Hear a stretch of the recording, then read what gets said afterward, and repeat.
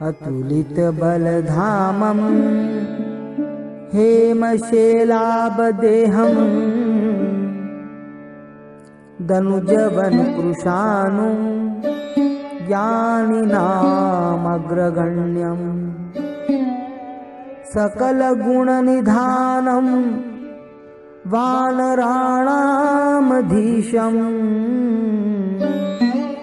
रघुपतिप्रियभक्तं वातजातं नमामि। रघुपतिप्रियभक्तं वातजातं नमामि। बोलिए सियावर रामचंद्र भगवान की जय। पवन सुत वीर हनुमान जी महाराज की जय।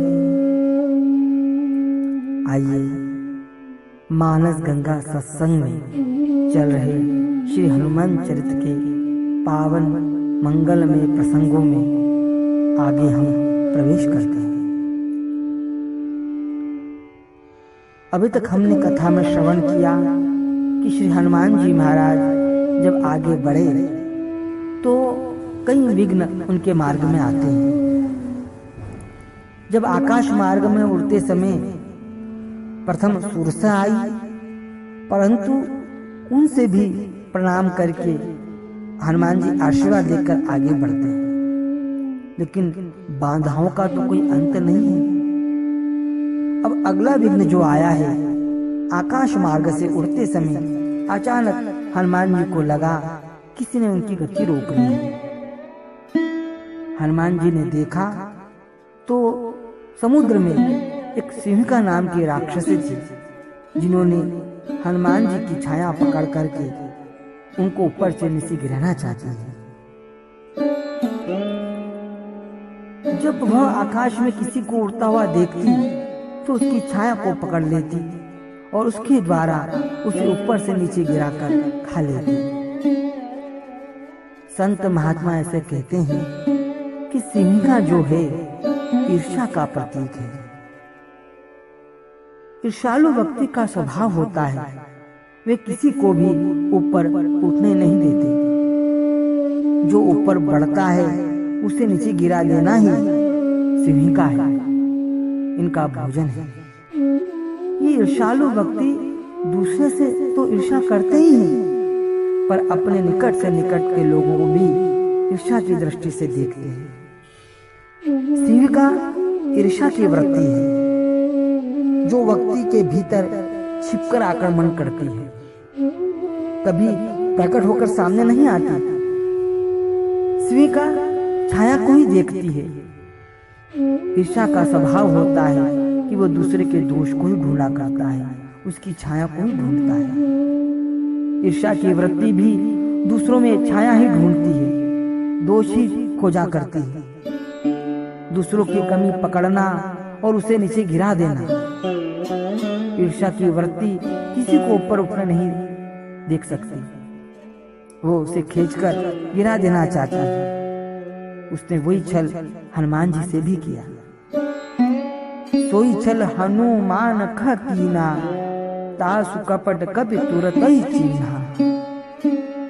श्री हनुमान जी ने राहु की माता सिंहिका का कपट जान लिया।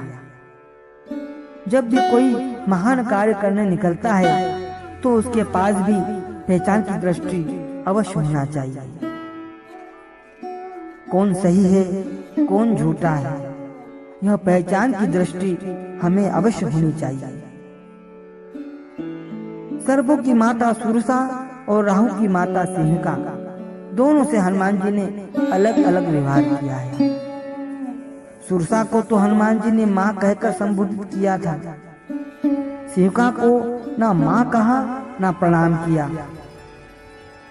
यहाँ तक कि हनुमान जी ने सिंहिका से बात तक नहीं की, सीधे उसे पहचान कर उसका वध कर दिया।